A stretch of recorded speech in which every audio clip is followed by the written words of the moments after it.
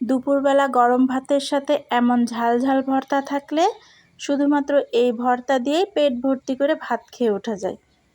চলেন আজকে কী ভর্তা দিয়ে ভাত খেয়েছিলাম সেটা তৈরি করাই শেয়ার করি।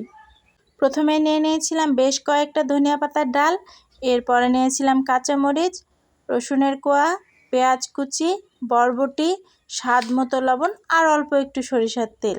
এবার সবগুলো উপকরণ দিয়ে হালকা আঁচে কিছু সময়ের জন্য ভেজে নেব। এই রকম যখন ভাজা ভাজা হয়ে যাবে তখন চলে যাব শিলপাটায়।